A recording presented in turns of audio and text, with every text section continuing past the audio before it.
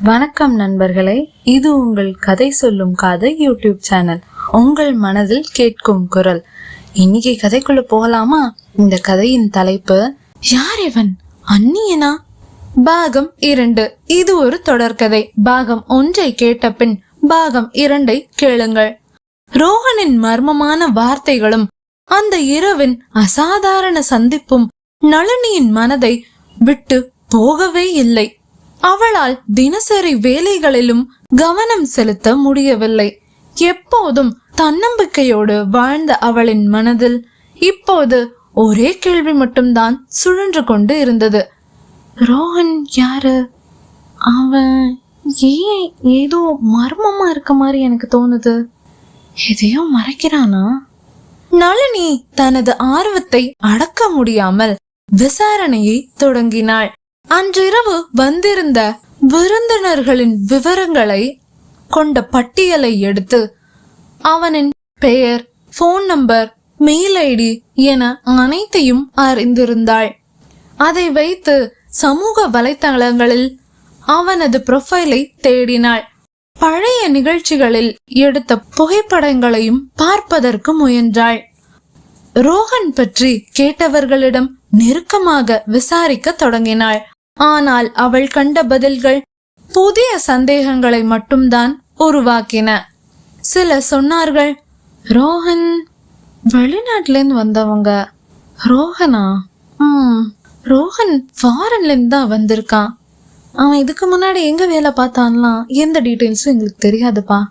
மேலும் சிலர் சொன்னார்கள், அவன் ஒரு காலத்துல ஒரு பெரிய பிசினஸ் மேனா இருந்தான். அவங்க அப்பா ஒரு பெரிய பிசினஸ் மேன். ஆனா ஃபேமிலி பிசினஸ் பிடிக்கலன்னு ரோஹன் தனியா தான் பிரைவேட்ல தான் ஏதோ வேலை பார்த்துட்டு இருந்தான். அந்த டீட்டெயில்ஸ் எனக்கு தெரியாது என பலரும் வழி தேட சென்றால் அவளை மேலும் குழப்பிதான் விட்டார்கள். ஆனால் எங்கும் ஒரு விஷயம் மட்டும்தான் பொதுவாக இருந்தது.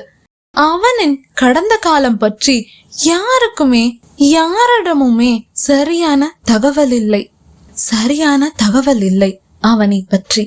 அந்த மர்மம் நளினியை இன்னும் ஆழமாக அதில் ஈர்த்து அந்த மர்மத்தை கண்டறிய அவளை ஈர்த்தது. ஆனால் அவளுக்குள் இன்னொரு உணர்வு மெதுவாக கிளர்ந்தது, காதல். அவனை பற்றியே யோசித்துக் கொண்டு இருந்த மனம் அவனிடமே பறிபோனது போலும். ரோஹனை பற்றி தெரிந்து கொள்ள மட்டும் முயற்சித்த அந்த தருணங்களிலேயே அவள் மனம் அவனிடம் இன்னும் அவன் நினைவுகளால் நிரம்பியது. அவள்தான் அதை உணராமல் ரோஹனின் நினைவுகளிலே மூழ்கியே போய்விட்டாள். ஒரு மாலை அவள் ரோஹனை பின்தொடர்ந்து சென்றாள். அவன் நகரத்தின் புறநகரில் இருக்கும் ஒரு பழைய மாளிகைக்குள் நுழைந்தான். அந்த இடமே வெளியில் இருந்து பார்த்தால் யாருமே வசிக்காத இடம் போல் இருந்தது. ஒரு மாதிரி பூத் பங்களா என்பார்களே, அது போல் காட்சியளித்தது.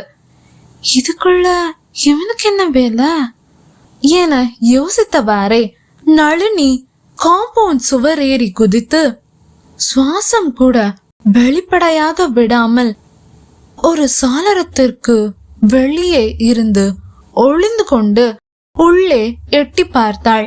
அந்த மாளிகையினுள்ளே ரோஹன் யாரோ ஒருவனிடம் கடுமையாக பேசிக் கொண்டிருந்தான். ரோஹன், இது மட்டும் மறுபடி வெளியே வந்துச்சு, ஏன் வாழ்க்கை மட்டும் இல்ல, இன்னும் பலரோட உயிருக்கே ஆபத்து. உனக்கு புரியுதா இல்லையா? எத்தனை வாட்டி தான் சொல்றது? மறுபடியும் அதே பண்ணிட்டு இருக்க, உனக்கெல்லாம் அறிவில? அந்த வார்த்தைகள் நளினியின் காதுகளை எட்டியது. அவள் இதயம் வேக வேகமாக துடித்தது. ஆபத்து, உயிர்கள். ரோஹன் உண்மையில என்ன மாதிரியான ரகசியம் தான் வச்சிருக்கான்? இவன் மர்மமா இருக்கான்னு பார்த்தா ஒருவேளை கொலைகாரனா இருப்பானோ என பல எண்ணங்கள், பல கேள்விகள் அவள் மூளையில் எழுந்து ஒரு சுழற்சியே உருவாக்கி இருந்தது. நளினி அறிந்து கொள்ள தொடங்கிய இந்த உண்மை அவளின் வாழ்க்கையை ஆபத்தில் தள்ளுமா அல்லது அவளது காதலின் பாதையை மாற்றிவிடுமா? பதில் பாகம் 3 நாளை இதே நேரத்தில் இதே சேனலில் உங்களுக்காக. நன்றி.